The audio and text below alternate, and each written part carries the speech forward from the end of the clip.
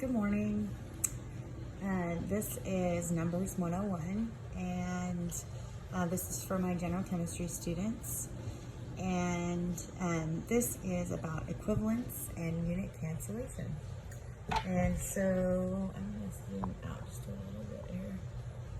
Okay, so the new idea for today is that equivalents are two numbers with units written like a fraction that represent the same amount of anything. For example, time or mass or volume. So here's a couple of examples of equivalents. Probably the easiest one, well, maybe not the easiest one, but a very common one, is that 1 dozen is 12 items. That's an example of an equivalence. Or we could write it like this: 12 items is 1 dozen. Okay. We could also think, so this would be like numbers of items. We can also do like, oops, my pen's not working. 24 hours is 1 day. Or we could flip it over and say 1 day is 24 hours. Okay? I bet you can think of some equivalents also. Maybe pause the video and think of an equivalence that you know. And equivalents are important in chemistry because we can use them to convert from one unit of measurement to another. So I'm going to go ahead and write that statement down.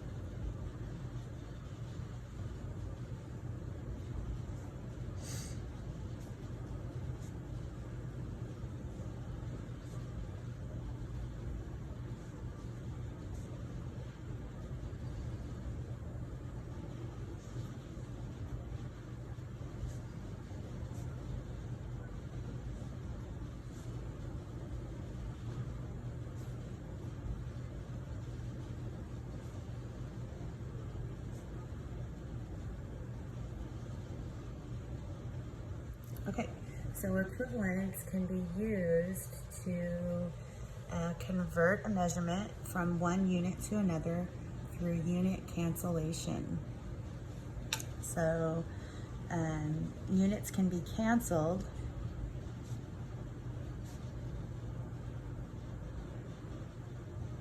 I don't know if there's 2 L's or not.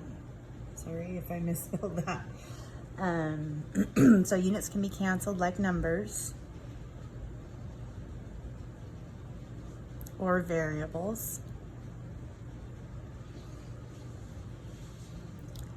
if they appear on the top and bottom of an expression.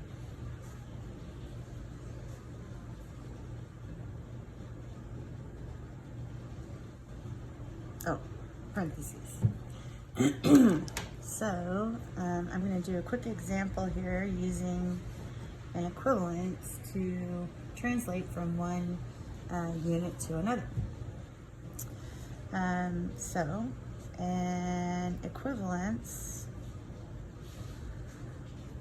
between inches and centimeters is that 2.54 centimeters is 1 inch. Or I could say 1 inch is 2.54 centimeters. Okay? And then we also know that 12 inches is 1 foot.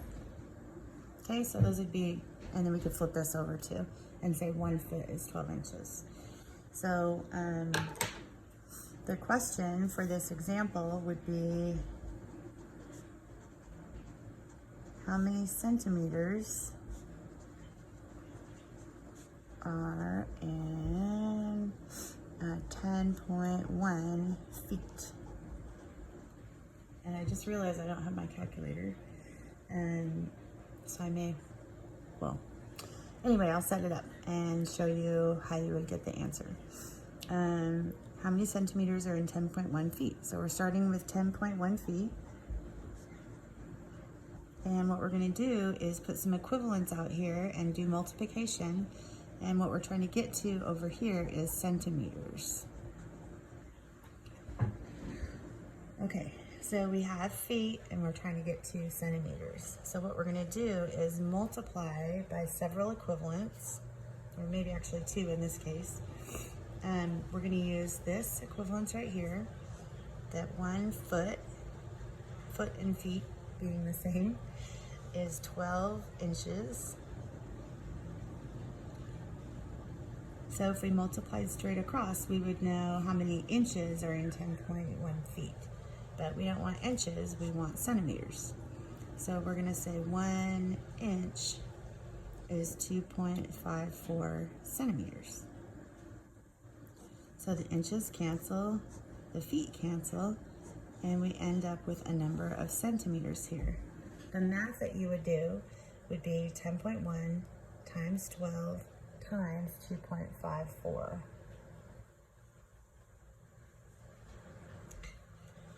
And I will get a number for that as soon as I go grab my calculator. So yes, yeah. And I'm just going to make a note here. In order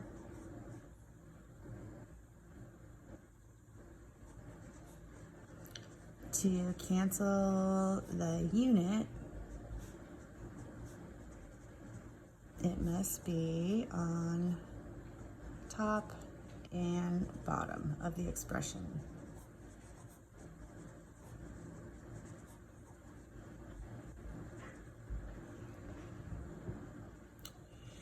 Okay, so your basic kind of setup for any conversion problem is going to be a number that you start with.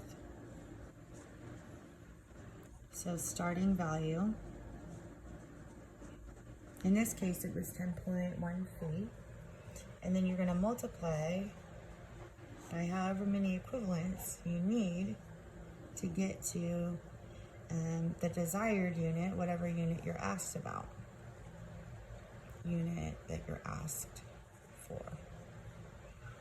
Okay, so in this case, we started with feet and we wanted to get to centimeters. So we used our equivalents, we canceled the units, and we end up with centimeters. And it's not always going to be 3, sometimes it will just be 1, sometimes it might be 3 or 4. It just depends on the question and the information that you're given. So unit cancellation can be very simple, as if you have one step, or it can be more intricate, where you can have 2 to 3 equivalents used. So that is numbers 101. Thank you. You guys have a great day.